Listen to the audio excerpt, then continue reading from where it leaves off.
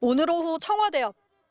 일본군 위안부 피해자를 모욕한 혐의로 어제 경찰 조사를 받았던 극우단체 대표 김병원 씨가 나타났습니다. 위안부 사기극의 중단과 위안부 사기극의 상징인 소녀상을 철거하라고 요구한 것뿐입니다. 이번에는 윤석열 정부에서 번성했던 뉴라이트 계열 인사들도 뭉쳤습니다. 위안부는 일종의 매춘이라고 한 류석춘 씨, 일본에 수탈은 없었다는 주장을 담은 반일 종족주의 저자 이영훈 씨 등이 김 씨의 궤변을 거들었습니다. 집단적으로 소리만 치면 진실이 되는 이 한국의 정신문화에 심각한 문제가 있다.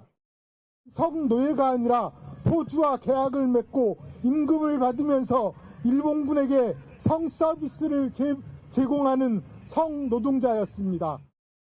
이들은 김병원 씨를 겨냥해 얼빠진 사자 명예훼손, 짐승은 사람으로 만들든지 격리해야 한다고 직격한 이재명 대통령에게 사과도 요구했습니다.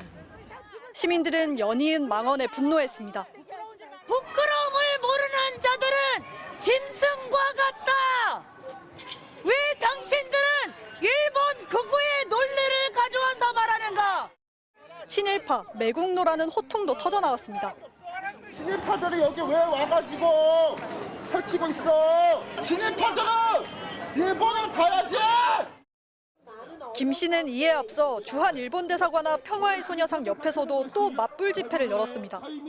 맞은편에 모인 1738번째 수요 시위 참석자들은 피해자 모욕을 일삼는 이들에 대한 강력한 처벌을 촉구했습니다. 표현의 자유를 마치 무소불위의 방패처럼 휘두르며 피해자를 울려온 지난 폭거를 이제는 영원히 중단시켜야 한다. 김 씨의 위안부 피해자 모욕은 지난 2020년부터 본격화됐습니다. 경찰 수사가 얼마나 속도를 낼지 관심이 쏠립니다. MBC 뉴스 정한솔입니다. 사자 명예훼손과 학교 앞 미신고 집회를 연 혐의 등 피의자로 경찰에 불려나온 김병원 씨. 오늘도 첫 마디부터 모욕을 쏟아냈습니다.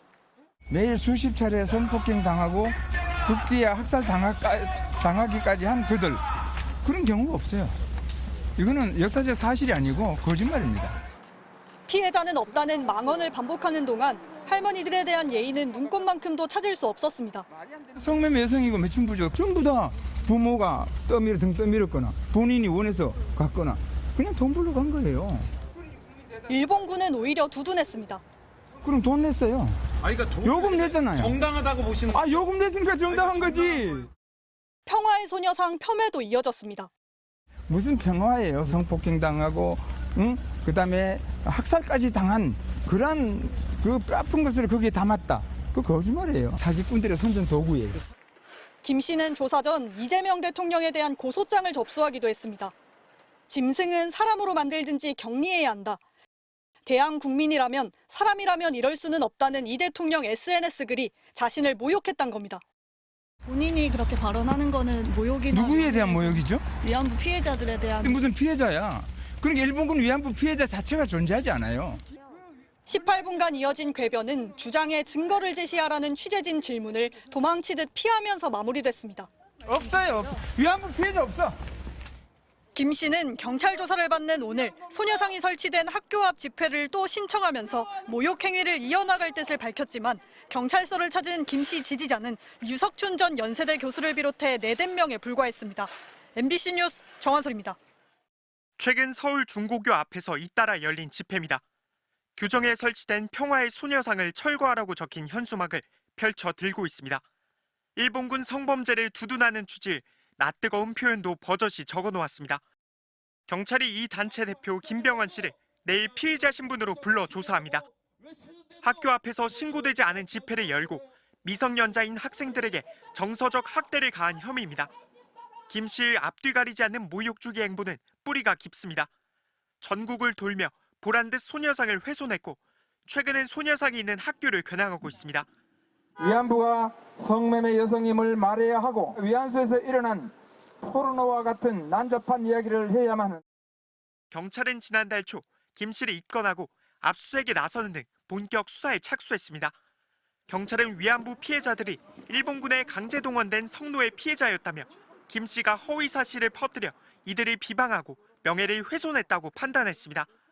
또 김 씨 주장이 역사적 사실에 반하는 내용으로 헌법상 보호되는 표현의 자유의 한계를 명백히 일탈했다고 지적했습니다. 이재명 대통령도 얼굴은 사람인데 마음은 짐승이란 제목의 글을 올려 대한국민이라면 사람이라면 이럴 수 없다며 강하게 비판했습니다. 이 대통령은 억울한 피해자들을 동정하지 못할 망정 수년간 전국을 쏘다니며 매춘부라 모욕하는 열성과 비용, 시간은 어디서 난 것이냐고 질타했습니다. 이어 사람 사는 세상을 위해 사람을 해치는 짐승은 사람으로 만들든지 격리해야 한다고 강조했습니다. MBC 뉴스 류현주입니다. 이재명 대통령이 평화의 소녀상 철거를 주장하며 위안부 피해자들을 모욕한 혐의로 수사를 받고 있는 극우단체를 두고 전쟁 범죄 성노예 피해자를 두고 매춘부라니 대한국민이라면 아니 사람이라면 이럴 수 없다며 분노를 표했습니다. 이 대통령은 오늘 SNS에 얼굴은 사람인데 마음은 짐승, 인면수심이라는 제목의 글을 올렸습니다.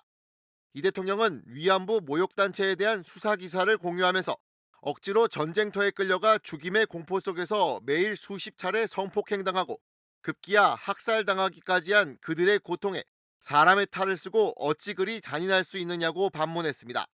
또 억울한 전쟁 범죄 피해자들을 동정하지는 못할 망정 수년간 전국을 쏘다니며 매춘부라 모욕하는 그 열성과 비용, 시간은 어디서 난 것이냐고 묻기도 했습니다. 이 대통령은 표현의 자유에도 한계가 있다면서 내 자유만큼 타인의 자유도 있고 공동체에는 지켜야 할 질서와 도덕, 법률도 있다고 지적했습니다. 그러면서 사람 사는 세상을 위해 사람을 해치는 짐승은 사람으로 만들든지 격리해야 한다며 거세게 비판했습니다. 경찰은 지난해 말 소녀상이 설치된 서초고, 무학여고 인근 등에서 미신고 집회를 열고 교정에 위안부상 세워두고 매춘 진로지도 하나 등 문구가 적힌 현수막을 펼친 혐의로 김병헌 위안부법 폐지 국민행동 대표 등을 수사하고 있습니다. 폭우 속에서 열린 1713번째 수요 시위. 600여 명의 시민들이 모여 위안부 피해자에 대한 일본의 사과와 배상을 촉구했습니다. 평화의 소녀상과 100m쯤 떨어진 곳입니다. 소녀상 바로 옆은 위안부 피해자들을 부정하고 모욕하는 단체 차지였습니다. 이 사람들은 일본군의 동원 대상이 아니라 포주의 모집 대상이고 계약 대상입니다. 대형 일장기까지 든 이 단체가 어떻게 소녀상 옆을 차지했을까요? 지난 10일 밤 집회 신고를 받는 서울 종로경찰서를 찾아가 봤습니다. 여성 2명이 민원실 앞을 지킵니다. 수요 시위 방해 집회에서 본 여성도 있습니다. 위안부 소녀상 거기도 하시나요? 거기도 있지요, 우리도. 집회 30일 전 0시부터 신고가 가능한데 정의기억연대의 소녀상 옆 집회를 막고 광화문 일대에서 벌어지는 집회도 선점하기 위해 매일 24시간을 돌아가며 이곳을 지키고 있다는 겁니다. 정의기억연대가 1순위를 차지할 방법이 아예 없습니다. 저분들이 1순위로 물론 항상 이렇게 상주하고 계시고 방해하러 시위를 하러 오시니까요. 신고를 먼저 했다라는 이유만으로 모든 것을 면죄부를 주는 것 같은데. 국가인권위의 보수 성향 인권위원들도 극우단체의 사실상 알박기 집회 선점에 힘을 실어줬습니다. 지난 2022년 인권위는 반대 집회를 조정해 수요 시위를 보호해야 한다고 했지만 윤석열 정부 들어 김용원 상임위원 주도로 이 결정을 무효화하고 극우단체의 우선권을 인정했습니다. 기차표를 사러 가도 줄을 서고 순서에 따라서 하는데 왜 그렇게 하지 않고 특혜를 주장을 하는 거예요? 윤 전 대통령 파면 이후인 지난 5월에는 이런 결정과 상반된 인권위 권고도 나왔습니다. 소녀상 앞 집회의 시간과 장소를 나눠 수요 시위가 보장될 수 있도록 하라고 종로경찰서에 권고한 겁니다.